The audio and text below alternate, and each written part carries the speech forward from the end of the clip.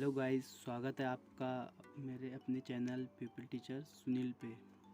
जैसा कि हमने पिछले पार्ट में एक वर्ड पढ़ा था एड्रोइट, जिसका मतलब था निपुण। तो हमने उसके बहुत सारे सिनोनिम और बहुत सारे एंटोनिम्स देखे थे।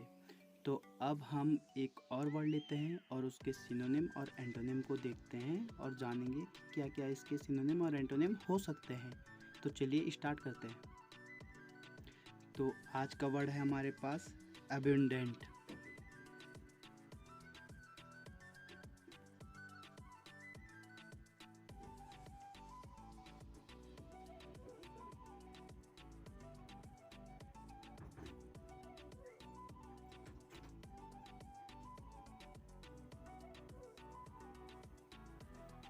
तो आज का वर्ड है हमारे पास एब्यूंडेंट, ABUNDANT। एब्यूंडेंट का मतलब क्या होता है? एब्यूंडेंट का मतलब होता है प्रचुर, प्रचुरता। ठीक है, जो अधिक हो जाता है, अधिक से अत्यधिक हो जाता है हमारे पास, जिसकी मात्रा बहुत अधिक हो जाती है हमारे पास, उसको बोलता है एब्यूंडेंट। ठीक है, तो चलिए इसके सिनोनिम देख लेते हैं। तो एब्यूंडेंट का क्या मतलब होता है? प्रचुरता या अत्यधिक होना। तो चलिए इसके सिनोनिम्स एक एक करके चेक कर लेते हैं क्या क्या होते हैं। पहले होता है सरप्लस,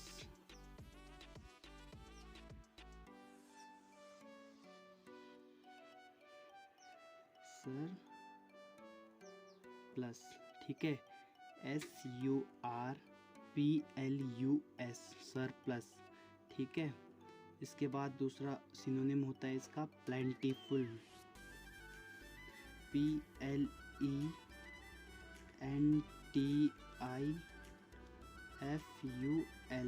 प्लेंटीफुल। ठीक है, इसके बाद आता है सरफिट, SURFEIT, सरफिट। तो इनके मतलब क्या होते हैं? प्रचुरता या अत्यधिक होना। इसके बाद नेक्स्ट सिनोनिम है अम्टीन, है ना, UMPTEEN,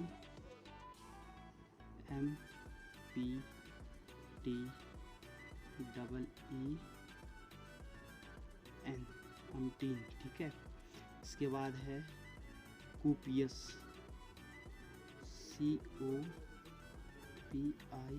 COPIOUS, कूपियस। इसके बाद है एक और सिनोनिम प्लेथोरा, PLETHORA,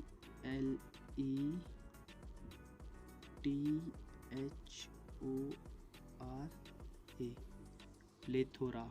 इसका मतलब भी क्या होता है? प्रचुरता। इसके बाद एक और है रिडंडेंट, REDUNDANT,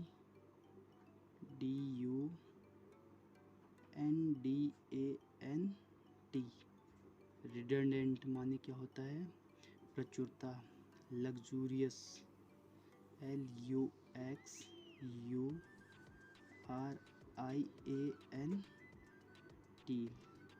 लग्जूरियंट या लग्जूरियस।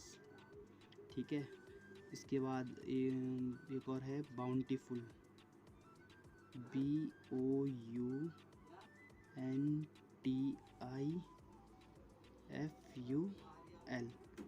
बाउंटीफुल। इसका मतलब भी क्या होता है? प्रचुरता। इसके बाद मायरेड, ठीक है, MYRIAD।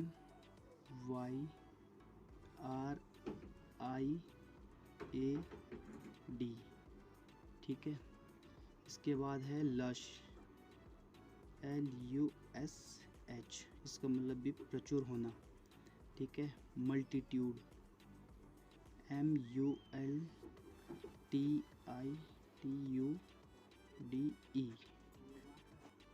मल्टीट्यूड।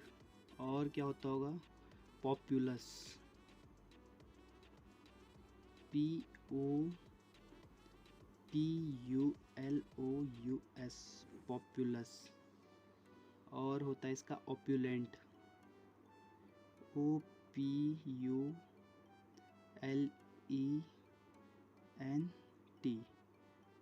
ओप्युलेंट। और एक और होता है इसका अबाउंडिंग, ठीक है, ABOUNDING, ABOUNG, अबाउंडिंग। तो क्या है अबंडेंट के क्या है, इतने सारे सिनोनिम हैं। पहला है सरप्लस, दूसरा है प्लेंटीफुल, तीसरा है सरफिट, चौथा है अम्पटीन, पांचवा है कोपियस, छठवा है प्लेथोरा, सातवां है रिडंडेंट, सात हो गया, आठवां है लग्जूरिएंट, नौ है बाउंटीफुल, इसके बाद है मायरियड, इसके बाद है लस, मल्टीट्यूड, पॉपुलस, ऑपुलेंट और अबाउंडिंग। ठीक है, तो ये सारे क्या है इसके सिनोनिम। तो चलिए अब इसके एंटोनिम भी देख लेते हैं। तो अबंडेंट का मतलब क्या था, प्रचुरता या अत्यधिक। तो इसके सिनोनिम्स हो गए। ठीक है, इन सभी का मतलब क्या है, प्रचुरता या अत्यधिक होना। तो इसके एंटोनिम क्या हो गए, अगर ये ज़्यादा है तो क्या होगा, ये कम होना है, यानी कमी होना है ना, कमी है ना। तो इसका एंटोनिम क्या होगा, कमी। तो चलिए इसके एंटोनिम देख लेते हैं। पहला है स्कार्स,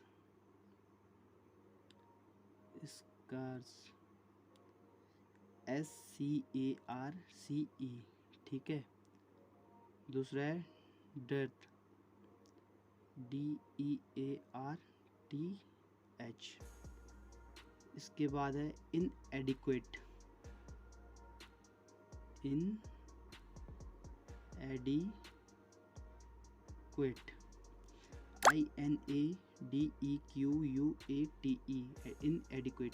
इनएडिक्वेट का मतलब कि क्या होता है, कमी होता है। इसके बाद है मीगर, MEAGRE, ठीक है, मीगर भी बात क्या होता है, कमी होता है। डेफिशिएंट, इसके बाद है डेफिशिएंट, DEFICIENT,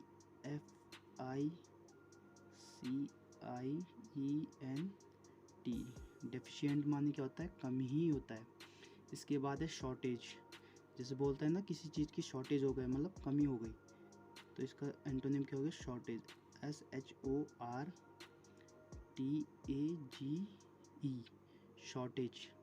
इसका एक और एंटोनिम होता है पॉसिटी, PAUCITY,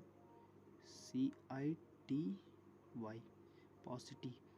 और इसका लास्ट है स्पर्स, ऐसे करके स्पर्स। तो स्पर्स कैसे होता है, छोटा सा होता है ना, ये कम होता है, स्पर्श टच करना। तो स्पर्श, SPARSE, स्पर्श। तो क्या होता है, इसका मतलब कमी होता है। तो चलो एक बार एंटोनिम को दोबारा रिवाइज कर लेते हैं। तो पहला है स्केर्स, ठीक है। इसके बाद है डेर्थ, इसके बाद है इनएडिक्वेट, उसके बाद है मीगर, उसके बाद है डेफिशिएंट, उसके बाद है शॉर्टेज, पॉसिटी एंड लास्ट स्पर्स। ठीक है, तो इन सभी का अर्थ होता है कमी। तो एबुडेंट का क्या होता है, प्रचुरता या अत्यधिक होना। ठीक है, तो इन सब का मतलब क्या है, एबुडेंट, और इसका एंटोनिम क्या है, कमी, है ना। तो आई होप आपको समझ में आया होगा। तो नेक्स्ट वीडियो में मैं आपको तीसरा वर्ड सिखाऊंगा और उसकी मीनिंग सिखाऊंगा। तो आज के लिए इतना ही। Thanks for watching.